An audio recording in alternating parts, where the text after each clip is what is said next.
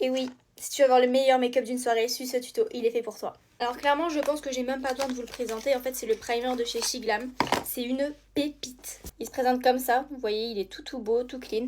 Et en fait, c'est un primer qui vient te flouter les pores. C'est-à-dire que tu viens en mettre juste un tout petit peu comme ça. Tu vois, il est un petit peu pêche, un petit peu doré pour que ce soit pile poil à la teinte de ta peau. Tu vas le mettre au niveau de ton nez et au niveau de ta zone T ici. Tu viens tout cleaner.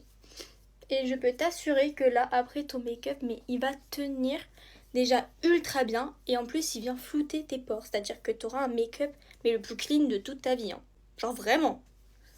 Après, évidemment, l'étape la plus importante, c'est que tu viens plaquer tes sourcils. Alors, soit avec ton gel, le meilleur gel que tu as, soit tu utilises un petit savon. Oui, parce que même avec un savon, ça fait le taf. Mais vraiment, regarde-moi ça. C'est incroyable. Après, évidemment, tu peux commencer par ton fond de teint. Juste après ton primer, tu le laisses légèrement poser, histoire que ça s'imprègne bien, etc. Et après, tu viens mettre ton fond de teint, ta petite CC crème. Enfin, vraiment, tu fais ce que tu veux. Après, tu viens poser ton meilleur anti-cerne que tu laisses poser légèrement pour que ça prenne un petit peu de texture. Et tu viens faire tes cils, parce que oui, les cils, ça fait tout dans le make-up. Donc ensuite, tu viens estomper ton anti-cerne. Donc moi, je le fais toujours au pinceau, enfin le petit côté d'abord, pour que ce soit tout bien. Et après, je finirai avec le Beauty Blender. Tu vas me faire la même chose de l'autre côté. Tu vas estomper au niveau d'ici et tu ramènes tout doucement vers l'intérieur. Tu vois.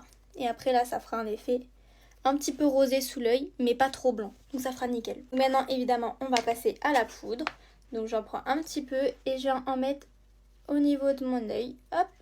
Et évidemment, je le tire pour avoir un effet œil un petit peu tiré, tu vois. En fait, toutes ces étapes, elles sont super importantes pour un maquillage parce qu'il faut que ton maquillage soit lifté. Il faut que tu aies un effet hyper naturel, mais à la fois maquillé, tu vois. Je passe au bronzer poudre que je viens en mettre ici. Donc évidemment, je laisse la poudre et j'enlève au niveau de mon nez aussi. Moi, je fais pas de contouring parce que j'aime pas ça. Mais tu peux faire évidemment un contouring. Et toujours, tu n'oublies pas le cou. Faut pas que ça fasse de démarcation. Moi, je passe au blush en poudre et je viens juste le mettre ici.